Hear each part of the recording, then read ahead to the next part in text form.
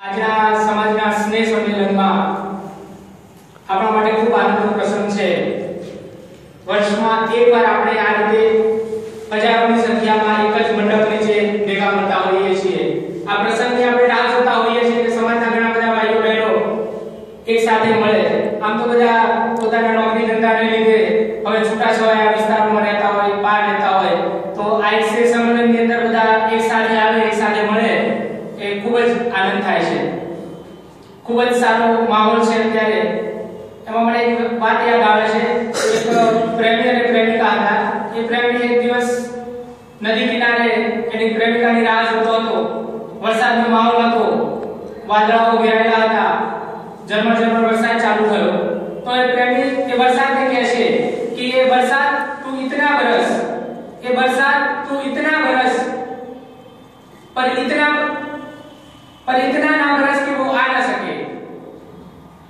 थोड़ी વાર પછી પ્રેમિકા આવે છે, પછી એ પ્રેમી વરસાદને કહે છે કે बरसात तू जम के बरस, ये बरसात तू जम के बरस और इतना बरस कि वो जा ना सके।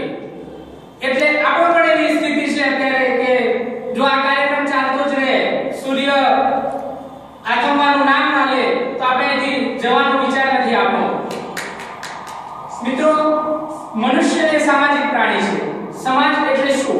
જેનામાં સમજ હોય એવા લોકો જ સમાજની રચના કરી શકે। મનુષ્યોનો એક સમાજ સમૂહ ભેગો થાય, આપણે એને સમાજ કહીએ છીએ। પ્રાણીઓનો એક સમૂહ ભેગો થાય તો એને ટોળું કહેવાય। ગાયોનો સમાજ છે એવું નથી કહેતા આપણે, ગાયનું ટોળું છે, ભેંસોનું ટોળું છે, પણ મનુષ્યોનું ટોળું માણસે એક જ જીવમાં તાર્કિક શક્તિ આપી છે, સામાજિક જ્ઞાન આપ્યું છે। તો મનુષ્ય એક સામાજિક પ્રાણી છે જેનામાં સમજ છે, એકબીજાને ના વિચારોને, એકબીજાની લાગણીઓને સમજવાની। આપણો પટેલ સમાજ અત્યારે ખૂબ જ પ્રગતિ કરી રહ્યો છે। પહેલાના સમયમાં આપણે ખેતરની બહાર નહોતા નીકળી શકતા।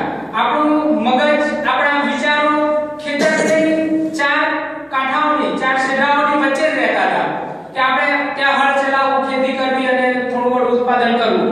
પણ આપણા પાસે વખતે પોટેન્શિયાલિટી હતી, આપણી કાર્યક્ષમતા હતી, પણ ઓપોર્ચ્યુનિટી નહોતી। આઝાદી